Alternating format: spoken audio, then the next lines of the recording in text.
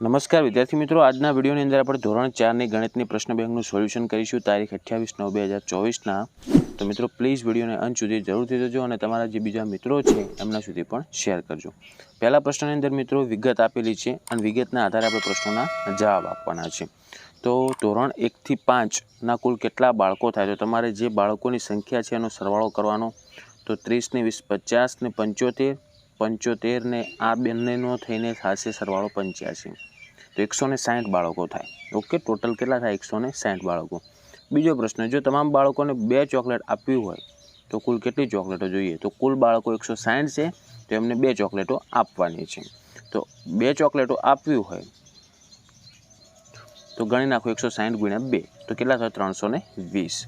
ત્રીજો પ્રશ્ન, ધોરણ 4ના બધા બાળકોની સરખે ભાગે 6 ટીમ બનાવી હોય તો એક ટીમમાં કેટલા બાળકો આવે? ધોરણ 4ના ફક્ત અને 6 બાળકોની એક ટીમ બનાવે તો 42 ને તમે 6 વડે ભાગો એટલે એક ટીમમાં 7 બાળક આવશે। અને ચોથો પ્રશ્ન, ધોરણ 5ના બાળકોને 3 પેન આપવાની હોય તો કુલ કેટલી પેન જોવે? તો 5ના બાળકો જુઓ 43 છે અને કેટલી પેન આપવાની? 3, તો 43 × 3 કરી નાખો તો 129 પેનો જોઈએ। એવી જ રીતના વિભાગ 2માં તમને વસ્તુ આપેલી છે, ચા, કોફી, જ્યુસ, પીઝા, સેન્ડવિચ અને એમની કિંમત આપેલી છે। તો હવે પહેલો પ્રશ્ન એમાં એવું કહે છે કે જો મનન એક ચા અને એક સેન્ડવિચનો ઓર્ડર આપે તો કેટલા રૂપિયા આપવા પડશે?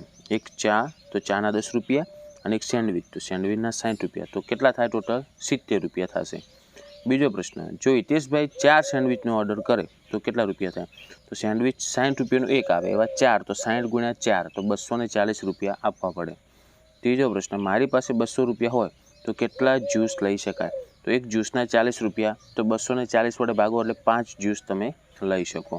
ચોથો પ્રશ્ન છે, રેખાબેન એક પિઝા અને એક જ્યુસનો ઓર્ડર કરે છે। હવે વિચારો, એક પિઝા 125 રૂપિયાનો છે અને એક ઓર્ડર 40 રૂપિયાનો છે, તો ટોટલ 165 રૂપિયા થયા।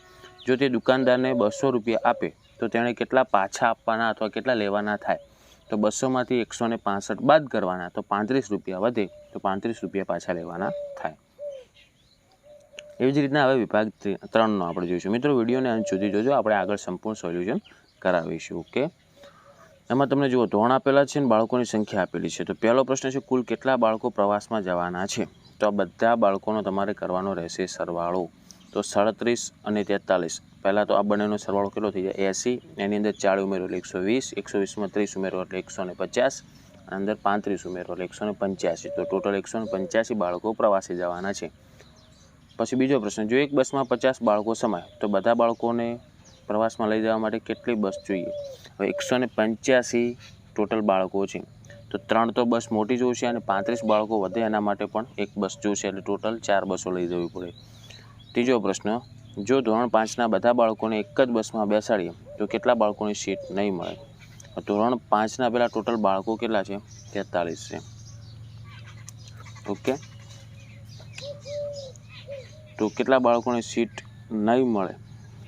હવે વિચારો, એક બસમાં 50 બાળકો સમાય છે ને, આ તો 43 છે એટલે 7 બાળકો વધશે। ચોથો પ્રશ્ન, ધોરણ 4ના બાળકોને 2 બસમાં સરખા ભાગે વહેંચીએ તો દરેક બસમાં કેટલા બાળકો આવે?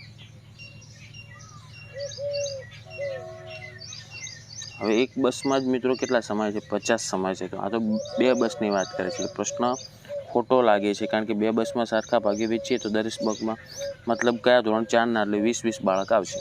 ઓકે, હવે વિભાગ 4નો પ્રશ્ન જુઓ, તમને વસ્તુ આપેલી છે એનો ભાવ આપેલો છે। તો દીપક એક દફતર અને એક કંપાસ ખરીદે તો એક દફતરના 250 અને એક કંપાસના 60, તો ટોટલ 310 ચૂકવવાના થાય। બીજો પ્રશ્ન, 100 રૂપિયાની કેટલી પેન્સિલ આવે? હવે એક પેન્સિલના 5 રૂપિયા, તો 100 પેન્સિલ 100 રૂપિયાની કેટલી આવશે? 20 પેન્સિલ આવશે। ત્રીજો પ્રશ્ન, જો હું 5 નોટબુક ખરીદું તો મારે કેટલા રૂપિયા ચૂકવવાના થાય? નોટબુકનો ભાવ જો પહેલાં 30 અને 5 ખરીદવાના એટલે 150 રૂપિયા ચૂકવવાના થાય। ચોથો પ્રશ્ન, નિશાએ 3 પેનની ખરીદી કરી તેણે 100 રૂપિયા દુકાનદારને આપ્યા। 3 પેન ખરીદીને 100 રૂપિયા આપ્યા, તો એક પેનના 10 રૂપિયા, 3 પેનના 30 રૂપિયા, 100 રૂપિયા આપ્યા, તો પરત કેટલા મળશે? 70 રૂપિયા।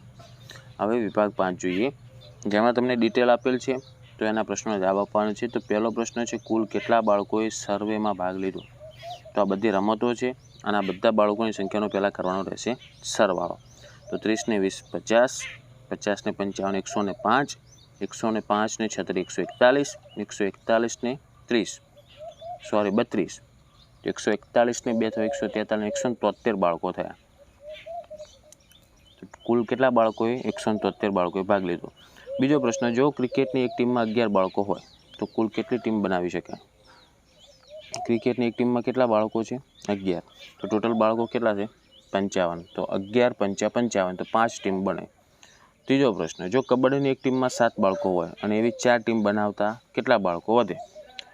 હવે જુઓ, પહેલાં કબડ્ડી જુઓ. કબડ્ડીમાં 30 બાળકો છે અને 7-7ના ભાગ બનાવશે. 7 ચોક 28 અને 2 બાળક વધ્યા. ઓકે, હવે આગળ જુઓ, જો એક કેરમ પર 4 બાળકો રમી શકે તો એકી સાથે કેરમ રમવા કેટલા કેરમ બોર્ડ જોઈએ? તો કેરમમાં 20 બાળકોએ ભાગ લીધો અને એક કેરમમાં 4 બાળકો, તો હવે ટોટલ 5 કેરમ બોર્ડ જોઈએ.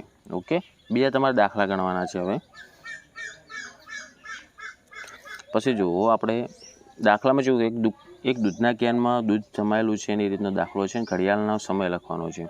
તો જુઓ, 5 અને 50 થશે પહેલામાં, બીજામાં 1 ને 20, ત્રીજામાં 7 ને 10, ચોથામાં થશે 9:30, પાંચમામાં થશે 12:30, છઠ્ઠામાં થશે 2 કલાક એક્ઝેક્ટ 2 વાગ્યા છે, સાતમામાં થશે 12:15, આઠમામાં થશે 3:45, નવમામાં થશે 3:30 અને 10મામાં થશે 8 અને 5. ઓકે, હવે જો નીચે આપેલ સમય ઘડિયાળ દર્શાવવાનું છે 3 ને 20 દર્શાવવાનું, તો કલાક કાંટો 3 ઉપર અને મિનિટ કાંટો 4 ઉપર આવશે. બીજો પ્રશ્ન, 6 ને 15, તો કલાક કાંટો 6 ઉપર ને મિનિટ કાંટો 3 ઉપર આવશે. આ રીતના તમારે ઘડિયાળ દર્શાવવાની હતી. ઓકે, તો મિત્રો આજના વિડીયોમાં આપણે આટલું જ રાખીશું. આશા રાખું છું મિત્રો વિડીયો તમને યુઝફુલ થયો છે. તો પ્લીઝ વિડીયોને લાઇક કરજો. આવા યુઝફુલ વિડીયો માટે આપણી ચેનલને સબસ્ક્રાઈબ કરજો. તમારે કેટલા માર્ક્સ આવે છે એ પણ કોમેન્ટ કરજો અને બીજા જે ધોરણ 4ના મિત્રો છે એમના સુધી પણ શેર કરજો. હવે મળીશું આપણે નેક્સ્ટ વિડીયોમાં. Thank you so much for watching my videos. Thank you so much.